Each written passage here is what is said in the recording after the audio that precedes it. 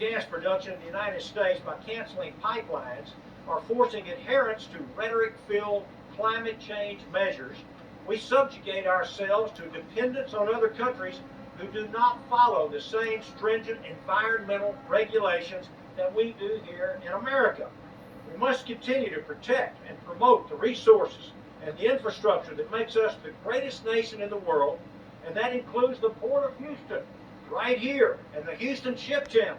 That is why I'm so very proud to have helped in getting a New Start designation for the Port of Houston and the Houston Ship Channel.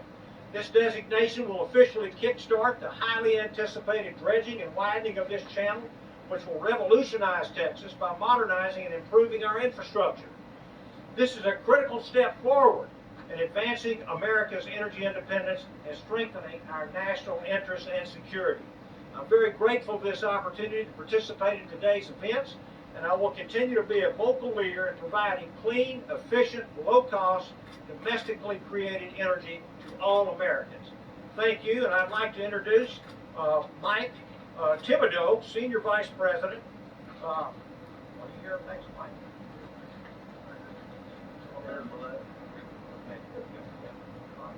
Thank you.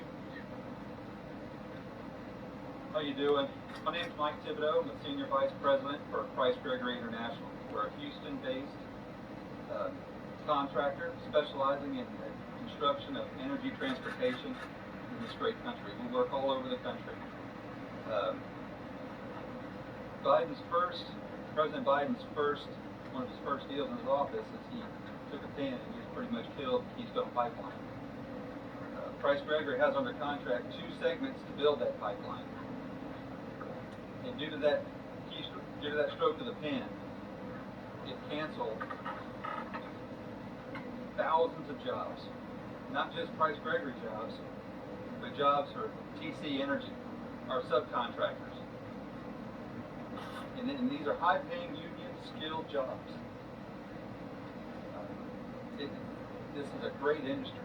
And with these people, when they come to the small towns like Baker, Montana, Winter, South Dakota, and Nebraska, I mean, these guys, from the laborers to the teamsters, the operators, and the welders, they make $5,000 to $8,000 a week. And what are they going to do with that money? They're going to go to restaurants and bars, and they're going to support the local businesses. And with this action, it's wiped all that out. And this is a great industry. It's evolved over the years.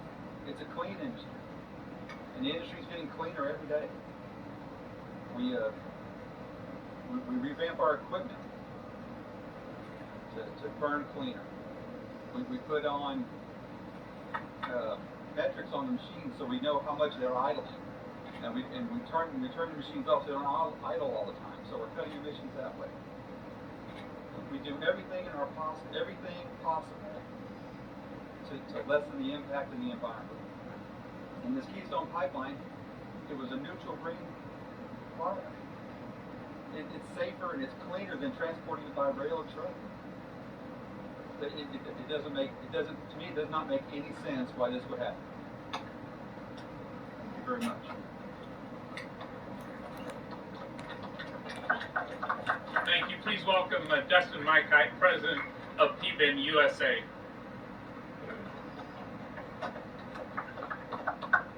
My name is Dustin McCarthy. I'm President of PBIN USA.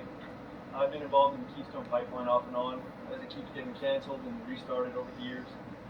The last 2 years, I've had 300 employees up in North Dakota working on refurbishing the pipe, and I was anticipating employing just shy of 1,000 people over the next 2 years for helping the mainline contractors build this pipeline. I wish I knew what we were doing wrong. We're hiring union employees that are really a strong voice for the Democratic Party. They're big voters. We pay them excellent wages. We give them benefits, retirement accounts. I'm trying to do my part there, and I'm happy to do so. And I also don't know what we're doing wrong environmentally. I wish the critics would come out and see pipeline construction these days. It's quite impressive, and the the steps we take to ensure the environment is protected and remains safe for people and flora and fauna. It's a lot of work. It's a lot of work, and we've been spending a lot of time doing it. I also don't know what else I can do. I buy the most technologically advanced equipment with the cleanest burning engines, and I go to the truck factories where I purchase my trucks, and right next to my trucks are trucks being sent overseas that don't have the same emission standards. So I feel like we're getting an unfair deal there. I really thank the people of Enterprise for having us here, and thank you guys for fighting for us. Please keep it up.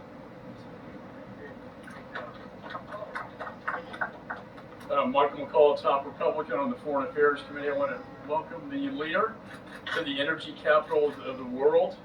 And I just want to start out first by citing to the Houston Chronicle, Biden's ban on oil and gas leases could be the nail in the coffin for Houston's economic engine. Could have said it better myself. It's a job-killing executive order. We heard powerful testimony companies in my district that will lose 300,000 employees. $300 million and tens of thousands of employees. It will kill 1 million jobs across the nation. But I look at this from a national security standpoint. And energy security is national security. We became the largest exporter of oil and gas. The state of Texas did. Very proud of that. And we became one of the largest exporters this nation to the world. And our energy is clean. It's not like what comes from Russia, from Venezuela, from China, and Iran. But that is exactly who's winning by this executive order. This punishes the American worker, it kills their jobs, and it rewards our enemies. Imagine that. It weakens America and empowers our enemies. Russia, China, Iran, and Venezuela. They are going to be the ones to profit off this, not the United States of America, not the American worker. And as Congressman Brady said, invite the president to come to our energy state and see what the impact of this executive order has had. I'm proud to be a Texan. We are an energy state and we'll continue to be one. And with that, I'm very honored to introduce Congressman Randy Weber.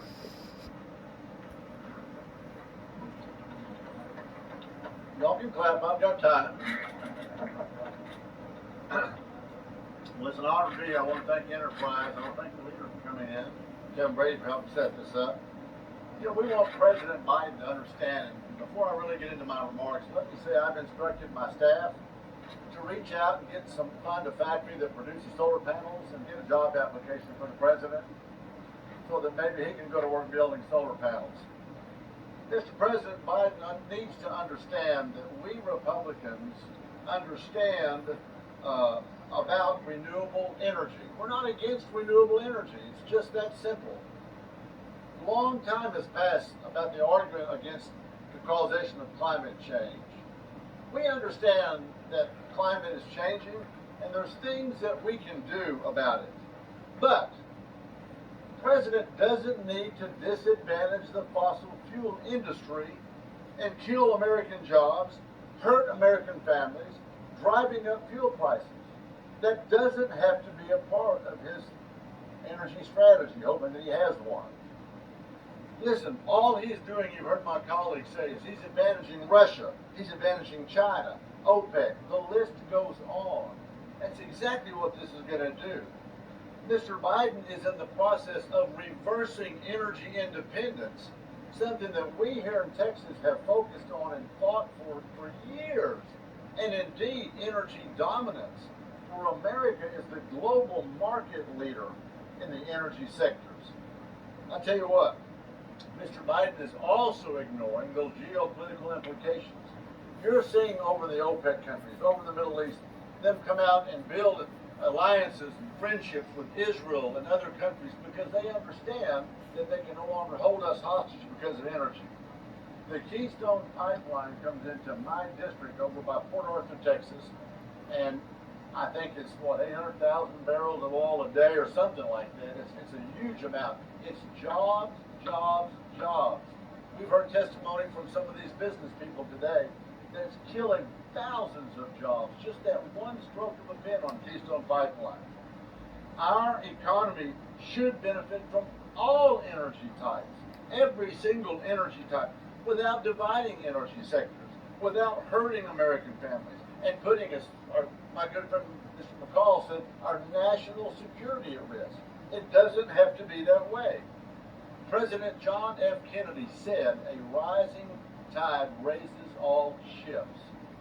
Mr. President, that's with energy too. It should be for America, Mr. President. I hope he's paying attention. I hope he will reverse that decision. And with that, I want to introduce my good